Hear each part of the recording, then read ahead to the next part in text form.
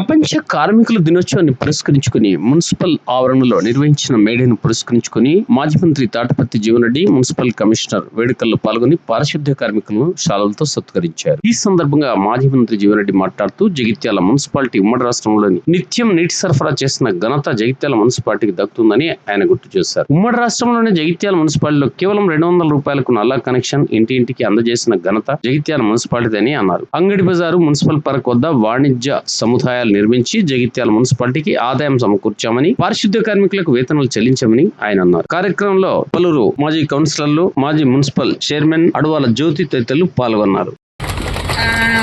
చాలా చాలా అంశాలు ఇప్పుడు డిస్కస్ చేయడం అనేది జరిగింది. మీకు తెలుసో లేదో, నాకు ఒకటి ఫస్ట్ రాగానే జగిత్యాలలో రాగానే నాకు ఒకటి ఏమనిపించింది అంటే, ఎక్కడైనా రాజ్యం వర్సెస్ కార్మికులు ఉంటుంది. ఎక్కడైనా జనరల్ గా రాజ్యంలో ఉన్న వాళ్ళు వర్సెస్ కార్మికులు ఉంటది. కానీ అది అదృష్టమో ఏమో తెలియదు, కానీ ఇక్కడ ఉన్నటువంటి ప్రజాప్రతినిధులు చాలా వరకు కార్మికుల పక్షం ఉన్నారు. ఇది నిజంగా నాకు చాలా ఆనందం అనిపించింది. ఎందుకంటే ప్రజా సమస్యల గురించి ఎట్లయితే కొట్లాడుతున్నారో అదే విధంగా కార్మికులకు ఏమన్నా సమస్యలు ఉంటే కూడా అధికారుల దృష్టికి వాళ్ళే ముందుండి తీసుకొస్తున్నారు. నిజంగా జగిత్యాల మాత్రం ఇది అదృష్టం నోచుకుందనే చెప్పక తప్పదు. నిజంగా నాకు అనిపించింది. ఈ మాట నేను దిల్సే చెప్తున్నా. ఇంకొకటి, ఇంతకుముందు మీరు ఇన్సూరెన్స్ గురించి మాట్లాడినారు. దాని ప్రొవిజన్స్ ఏముందో మనం కనుక్కుందాం. నిజంగా అది కార్మికులకు మేలు జరుగుతుంది అని అందరూ ఇక్కడ అంటున్నారు కాబట్టి దాన్ని ఏందో తెలుసుకొని ఖచ్చితంగా దాని పరిష్కార దిశగా మనం ప్రయత్నం చేద్దామని చెప్తున్నాం. అదేవిధంగా ఇక్కడ సమ్మర్ యాక్షన్ ప్లాన్ అంటే సమ్మర్ లో, వేసవి కాలంలో మనకి ఏమైనా సమస్యలు వచ్చినప్పుడు పారిశుద్ధ్య పరంగా కావచ్చు, ఇంజనీరింగ్ సెక్షన్ కి సంబంధించి వాటర్ సప్లై సమస్యలు కావచ్చు, మనకి ఇక్కడ ఒక టాస్క్ ఫోర్స్ గ్రీవియన్స్ సెల్ అనేది మన దగ్గర ఉంది. ఫిబ్రవరిలోనే ఏర్పాటు అయింది. ఏమైనా సమస్యలు ఉంటే ఖచ్చితంగా వాళ్ళప్పుడు మీరు చూస్తూనే ఉంటారు. ఏదైనా ఎమర్జెన్సీ ఉంటే మీ టైం అయిపోయినా కానీ మిమ్మల్ని పిలిపించి కొన్ని వార్డ్స్లలో మనం పనిచేయిస్తున్నాం. విద్య ఒక్కటే మన నసీబ్ని ఏమైనా మారుస్తుంది, మన రాతను ఏమైనా మార్చాలంటే అది కేవలం చదువుతోనే అవుతుంది. దయచేసి మీలాగా మీ పిల్లలు కూడా ఇట్లనే కంటిన్యూ అవ్వాలని కోరుకోకండి. కార్మికుల పిల్లలు ఖచ్చితంగా కలెక్టర్లు కావాలని నేను దిల్సే కోరుకుంటున్నా. వాళ్ళని బాగా గట్టిగా చదివించండి, వాళ్ళని మంచి నాయకులను చేయండి. ఎందుకంటే ఈ రోజు సమాజానికి అధికారుల అవసరం ఎంతుందో అంతకంటే ఎక్కువ ప్రజల పక్షాన ఉండే ప్రజాప్రతినిధుల అవసరం కూడా ఉన్నది. వాళ్ళు గట్టిగా పనిచేస్తేనే వీళ్ళు గట్టిగా పనిచేస్తారు. వీళ్ళ సంబంధం అనేది ఎప్పుడు ఒక విషయ సర్కిల్ లాగా కొనసాగుతూనే ఉంటుందని చెప్తూ ఈ అవకాశం ఇచ్చినందుకు హృదయపూర్వకంగా ధన్యవాదాలు తెలియజేసుకుంటున్నాను. మరి మేడే అంటేనే మనం ఈ ఒక్క రోజే కాదు వాళ్ళని గుర్తించాల్సింది, ప్రతిరోజు 365 రోజులు వాళ్ళని గుర్తించుకోవాల్సిందే. ఎందుకు అనంటే మరి వాళ్ళే లేకపోతే ఈ రోజు మనందరం ఇంత ఆరోగ్యంగా ఉండం కాబట్టి, ఈ రోజు మనం ఇంత ఆరోగ్యంగా ఉన్నాం, ఈ రోడ్లు, ఈ పరిసర ప్రాంతాలన్నీ ఇంత శుభ్రంగా ఉన్నాయంటే దానికి కారణం మన కార్మికులు. మరి వాళ్ళే లేకపోతే ఈ పరిసర ప్రాంతాలే కావచ్చు, మన ఇళ్ళే కావచ్చు, మన ఇంటి ముంగడ వాతావరణమే కావచ్చు, ఏది కూడా శుభ్రంగా ఉండదు. మరి వాళ్లకు ఖచ్చితంగా శిరస్సు వంచి ఈ రోజు నమస్కారం తెలియజేస్తున్నాను నేను. మరి ఇట్లాగే మన జగిత్యాల పట్టణంని ఇంకా పరిశుభ్రంగా ఉంచాలి. గతంలో మనకి ఎలాగైతే గ్రీన్ అవార్డు వచ్చిందో మరి అట్లాగే ఇప్పుడు కౌన్సిల్ ఉన్నా లేకపోయినా రానున్న రోజుల్లో కౌన్సిల్ వచ్చే లోపల మనం ఇంకా కూడా పరిశుభ్రంగా చేసుకోవాలి. ఈ జగిత్యాలని ఇంకా మంచిగా తీర్చిదిద్దాలి. ఎందుకనంటే పరిశుభ్రత అనేది చాలా ముఖ్యం. మనం ఇల్లును ప్రతి ఒక్కరు, ఈ జగిత్యాల్లో ఉన్న ప్రతి ఒక్కరు అర్థం చేసుకున్నాం. మన ఇల్లును మనం ఎంత మంచిగా ఉంచుకుంటామో క్లీన్ అండ్ నీట్గా, అట్లాగే మన ఇంటి ముంగడున్న ఆవరణ కూడా అట్లనే మంచిగా ఉంచుకుంటే మరి కొంచెం కార్మికులకు పని అనేది తగ్గుతుందని చెప్పేసి సందర్భంగా నేను తెలియజేస్తున్నాను. ఎందుకనంటే నా ఇల్లు మంచిగా ఉంది కదా సరిపోతుంది, ఇంటి ముంగడ ఎట్లుంటుంది అని చెప్పేసి చాలా మంది అనుకునే వాళ్ళు ఉన్నారు. చెత్త తీసేవాళ్ళు పొద్దుగాలు వస్తారు కదా, ఎక్కడ పడితే అక్కడ చెత్త పడేద్దాం అనుకునేటోళ్ళు కూడా చాలా మంది ఉన్నారు. కాబట్టి దయచేసి జగిత్యాలో ఉన్న పట్టణ ప్రజలందరికీ తెలియజేస్తే అది ఒకటే, అందరూ ఇల్లుని ఎంత పరిశుభ్రంగా ఉంచుతారో ఇంటి ముందడు ఉన్నాయి అన్ని కూడా మంచిగా ఉంచుకుంటే చెత్తను ఖచ్చితంగా చెత్త బండి వస్తుంది. పొద్దుగా లేవగానే 5-6 గంటలకే వచ్చేస్తుంది, 8 గంటలకు 9 గంటలకు వస్తుంది.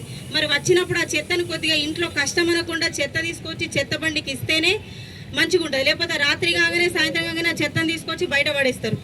మళ్ళీ పొద్దుగాలు వచ్చి వాళ్ళు తీసుకుపోతారులే అని చెప్పేసి ఆ నైట్ అంతా ఏం చేస్తాయి, కుక్కలు ఉంటాయి, పందులు ఉంటాయి, అవి మొత్తం చింపి మొత్తం ఊరంతా చేస్తాయి అవి.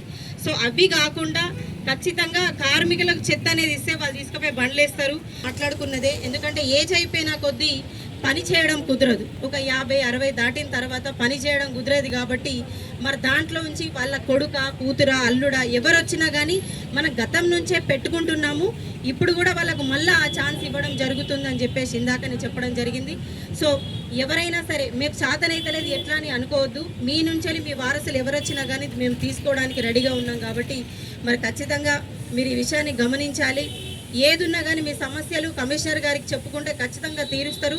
ఒక ఆడ కూతురు అయినందుకు మీ అందరి సమస్యలు అర్థం చేసుకుంటుందని చెప్పేసి ఈ సందర్భంగా నేను తెలియజేస్తున్నాను. అట్లాగే మీకు ఇంకెలాంటి సమస్యలు ఉన్నా మేము అందరం ఉన్నాం. ఇంతమంది కాంగ్రెస్ నాయకులు ఉన్నారు, పెద్దలు గారు జీవన్ రెడ్డి గారు ఉన్నారు, అందరూ మీ సమస్యలు అర్థం చేసుకుంటారు. కమిషనర్ గారు ఉన్నారు, మేము ఉన్నాం, అందరం ఉన్నాం కాబట్టి ఎమ్మెల్యే గారు ఉన్నారు, ప్రతి ఒక్కరు ఉన్నారు. సో మీరు దయచేసి అందరికీ చెప్పండి, అందరూ మీ సమస్యలు అర్థం చేసుకుంటారని చెప్పేసి ఈ సందర్భంగా నేను తెలియజేస్తూ మీరు ఆరోగ్యంగా ఉండాలి, మమ్మల్ని ఆరోగ్యంగా ఉంచాలి, ఎప్పటికీ ఇది ఇలాగే జరగాలని చెప్పేసి మీ అందరికీ మరొకసారి కార్మిక దినోత్సవ శుభాకాంక్షలు తెలియజేస్తూ సెలవు తీసుకుంటున్నాను. ముఖ్యంగా మా కార్మిక సోదరులు, మా కార్మిక ఆడబిడ్డలు, పాత్రికేయ సోదరులకు అందరికీ నేను హృదయపూర్వకంగా ఈ ప్రపంచ కార్మిక దినోత్సవ శుభాకాంక్షలు తెలియజేస్తున్నాను. ఇవాళ పట్టణాలే కానీ, గ్రామీణ ప్రాంతాలే కానీ, స్థానిక సంస్థలు ఇలా పారిశుద్ధ్యంతో పాటుగా పౌర సరఫరా సేవలు అందింపజేస్తుంది మన కార్మిక సోదరులు అని చెప్పక తప్పదండి. ఒకప్పుడు ఏదైతుందో దశాబ్దాల క్రితం మున్సిపాలిటీలో సేవలు అందించేటువంటి కార్మికులందరూ శాశ్వత ప్రాతిపదికన ఉద్యోగ అవకాశాలు ఉంటుంది. అది క్రమేపీ ఏమైపోయిందంటే ఈ శాశ్వత ప్రాతిపదికన ఉద్యోగ నియామకాలను నిలిపివేయటం, ఈ అవుట్ సోర్సింగ్ విధానం రావడంతో ఏదైతుందో మనమంతా కేవలం ఒక నిర్ణీత వయసుకు కాల పరిమితికి మాత్రమే పరిమితమై ఉద్యోగాలు నిర్వహింపజేయటం, మన భవిష్యత్తు పెన్షన్ అనేది ఏదైతుందో కేవలం ప్రావిడెంట్ ఫండ్కే పరిమితమవుతున్నాం. ఆ ప్రావిడెంట్ ఫండ్ మినహా ఏదైతుందో మనం ఈ పదవి విరమణ తదుపరి సాధారణ ఉద్యోగస్తులు లభించేటువంటి యొక్క పెన్షన్ బెనిఫిట్స్ కూడా పొందలేకపోతున్నాం. కాబట్టి తన బాధ్యతలు ఏమీ నిర్వర్తిస్తాడమ్మా, ఒక 60 సంవత్సరాల కాలం నిర్వర్తిస్తాడు. ఈ 60 సంవత్సరాల కాలంలో ఆ కుటుంబం స్థిరపడాలి. నువ్వు మేడం కమిషనర్ గారు పేర్కొన్నట్టు ఏదైతుందో విద్య ప్రధానం. వాళ్ళ కుటుంబం స్థిరపడాలంటే విద్యతో పాటుగా ఒక ఇల్లు కావాలి. ఇల్లుంటేనే ఏదైతుందో భవిష్యత్తులో మనకు నివాస యోగ్యమైనటువంటి ఒక సౌకర్యం లభిస్తుంది. అట్లా పిల్లల భవిష్యత్తు కూడా తీర్చిదిద్దుకోవడం కూడా ప్రధానమని చెప్పి అంటున్నాం. ఇవన్నీ కూడా చేయవలసిన బాధ్యత ప్రభుత్వంపై ఉన్నది. ఆ విధంగా ఆలోచన చేసి కార్మికుడు అనే వాడు ఏదైతుందో అసలు కార్మిక వ్యవస్థ లేకుండా యాజమాన్యం లేదు. యాజమాన్యం ఏదైతే లాభాలు ఆర్జిస్తుందో అందులో కొంత వాటా ఏదైతుందో కార్మికుల శ్రేయస్సు కొంత ఖర్చు పెట్టాలి. అది మ్యాండేటరీ. అది పరిశ్రమలలో ఏదైతున్నదో యాజమాన్యం ఆర్జించేటువంటి లాభాల బాటలో కొంత దామాషా ఏదైతుందో అందులో పనిచేసేటువంటి కార్మికుల శ్రేయస్సు కొంత ఖర్చు పెట్టాలంటే ఒక నిబంధన గురించి బాబు చెప్పండి. మరి నాకు తెలిసి మన జగిత్యాల మున్సిపాలిటీకి ఒక ప్రత్యేకత ఉంది బాబు. నాకు 4 దశాబ్దాల అనుబంధం మీతో. నేను ప్రజా జీవితంలోకి వచ్చి 4 దశాబ్దాలు గడుతుందా.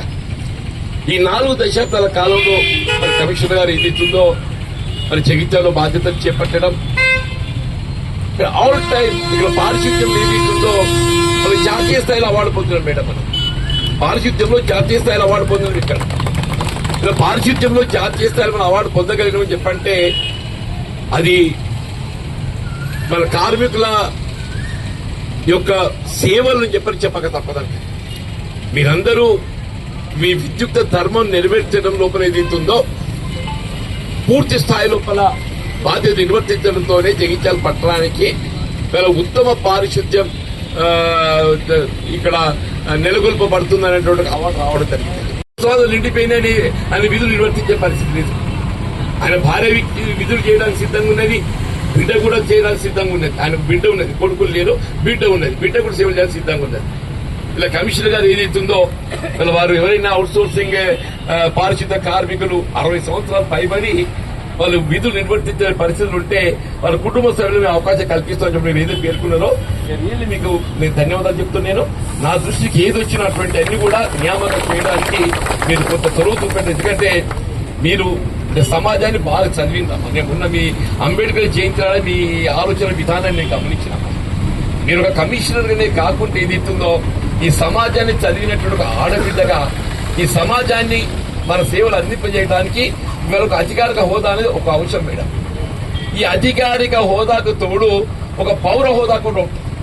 ఒక పౌరురాలిగా కూడా మనకు హోదా ఉంటుంది. Civilian responsibility. ఆ సివిలియన్ రెస్పాన్సిబిలిటీ ప్రధానమైందని చెప్పండి. ప్రతి ఉద్యోగస్తుడు ప్రజాప్రతినిధి మన సివిలియన్ రెస్పాన్సిబిలిటీ మనం గుర్తుంచుకోవాలి. ఆ సివిలియన్ రెస్పాన్సిబిలిటీ మనం గుర్తుంచుకున్నప్పుడు ఏదైతుందో మనం ఆశించిన సేవలు చేయగలుగుతామని చెప్పండి.